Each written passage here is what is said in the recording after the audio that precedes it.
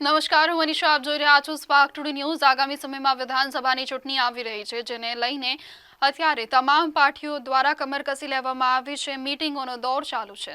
તેવામાં અત્યારે ડોક્ટર રઘુ શર્મા દ્વારા આકરા પ્રહાર કરતા જણાવ્યું છે કે જે જીતી શકતા નથી તેવા લોકો કોંગ્રેસ છોડીને ભાજપમાં જઈ રહ્યા છે. આવા કચરાને લઈને ભાજપ શું કરશે? હાલ અત્યારે જે રીતે વિધાનસભાની ચૂંટણી નજીક આવી રહી છે અને તેમજ અત્યારે કોંગ્રેસમાંથી ઘણા લોકો છોડીને ભાજપ તરફ પ્રયાણ કરી રહ્યા છે અને પાર્ટી બદલવાનો જે દોર છે તેની શરૂઆત થઈ ગઈ છે. તેવામાં જ પત્રકાર પરિષદનું આયોજન કરવામાં આવ્યું હતું. બીજી તરફ વિધાનસભાની ચૂંટણીને લઈને સૌરાષ્ટ્ર ઝોનની જે 54 બેઠકો છે તે જીતવા માટે અત્યારે કોંગ્રેસ મહામંથન કરશે. તે પૂર્વે પત્રકાર પરિષદનું આયોજન કરવામાં આવ્યું હતું. સોમનાથ સાનિધ્ય હોટલમાં કોંગ્રેસના પ્રભારી ડોક્ટર રઘુ શર્મા, વિપક્ષી નેતા જગદીશ ઠાકોર, એઆઈસીસીના સેક્રેટરીઓ, પ્રદેશ અને સ્થાનિક સંગઠનના હોદ્દેદારો, ધારાસભ્યો સૌરાષ્ટ્ર ઝોનની 54 વિધાનસભા બેઠકોને કેવી રીતે જીતી શકાય તે મહામંથન થશે. તે પૂર્વે જ કોંગીજનો સોમનાથ મહાદેવ મંદિરે બાઇક કાર રેલી મારફતે જઈને પૂજન અર્ચન કરશે. હોટલમાં આવીને પક્ષમાં બેઠક દીઠ પ્રભારીઓ આગેવાનો સાથે અત્યારે તેમના દ્વારા ચર્ચા વિચારણા કરવામાં આવશે. તે પૂર્વે જ પત્રકાર પરિષદ હતી જેમાં કોંગ્રેસ દ્વારા આકરા પ્રહારો કરવામાં આવ્યા. વધુમાં ડોક્ટર રઘુ શર્માએ જણાવ્યું કે આ વખતની ગુજરાતની ચૂંટણી કોંગ્રેસ માઇક્રો લેવલ સુધીની તૈયારી કરી રણનીતિ સાથે લડશે. किसने क्या दाव खेला है वो सारी परिस्थितियां आपके सामने हैं और धीरे धीरे सारी असलियत सामने आ जाएगी. और भारतीय जनता पार्टी राष्ट्रपति का चुनाव आ रहा है, उनके पास पूरे मत है नहीं अपने उम्मीदवार को जिताने के लिए. तो ये सब नौटंकी इस देश में नई नहीं है. कर्नाटक में चुनी हुई सरकार को गिराया, खरीद फरोख्त करके सरकार बनाई. मध्य प्रदेश में सरकार जो कांग्रेस की थी, चुनी हुई सरकार को गिराने का खून मुंह लग चुका है बीजेपी को. उसके बाद राजस्थान में अटेम्प्ट किया, वहाँ इनकी मुंह की खानी पड़ी. इनको कामयाबी नहीं मिली. ये कहाँ कर नहीं कर रहे हैं. ये तो बीजेपी अगर सीधे तौर पर सत्ता में नहीं आती है तो चूंकि उनके पास अपार धन संपदा है, ये जो इलेक्ट्रोल बॉन्ड के जरिए अनाप शनाप पैसा वो इकट्ठा कर रहे हैं. अभी मैं आ रहा था यहाँ, इस सोमनाथ जिले में क्या भव्य बीजेपी का दफ्तर बनाया है. एमएलए तो कांग्रेस के हैं 4, लेकिन दफ्तर शानदार बीजेपी का है. ये पैसा कहाँ से आ रहा है?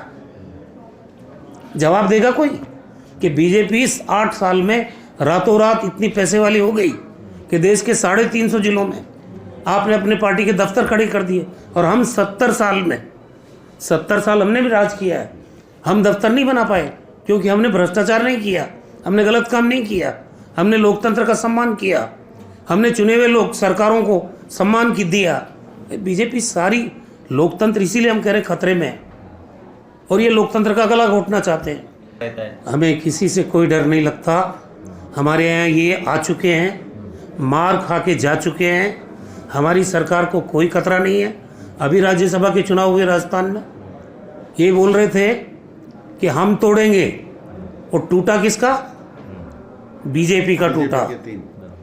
और मैंने कहा था तब भी दिन में रिजल्ट नहीं आया था कि हमारे 126 वोट आएंगे और बीजेपी का वोट जितना उनका है उसमें से भी घाटा होगा उनको, और वही शाम को परिणाम आया.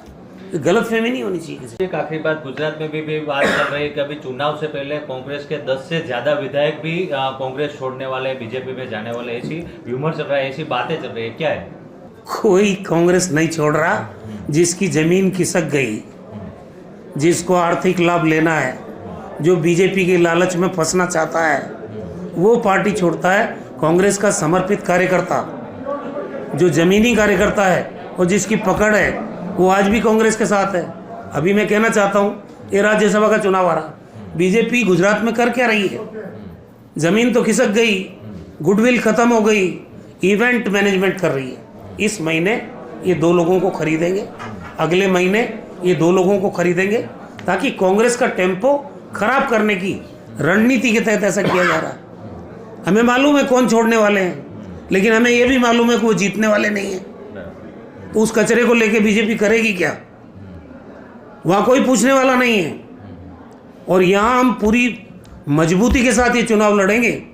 कांग्रेस का कार्यकर्ता मालिक होगा पार्टी का, और वो मालिक चुनाव लड़ाएगा और उनका प्रतिनिधि चुनाव जीतेगा, एमएलए मालिक नहीं होगा। यही काम कर रही है कांग्रेस इस टाइम गुजरात में, कि जो आदमी चुनाव नहीं जीत रहा है, हमारे पास रिपोर्ट है, पूरे गुजरात के 182 विधानसभा क्षेत्र की रिपोर्ट मेरे पास है, कौन जीत रहा है कौन नहीं जीत रहा है वो हम जान रहे हैं, बीजेपी भी जान रही है। लेकिन ऐसे लोगों को अगर आप शामिल करके इवेंट मैनेजमेंट करके खुश होना चाहते हो तो आपको ये खुशी मुबारक, हमारी जीत पे इसका कोई फर्क नहीं पड़ने वाला। हमें मालूम है कौन छोड़ने वाले हैं, लेकिन हमें ये भी मालूम है कि वो जीतने वाले नहीं है, तो उस कचरे को लेके बीजेपी करेगी क्या।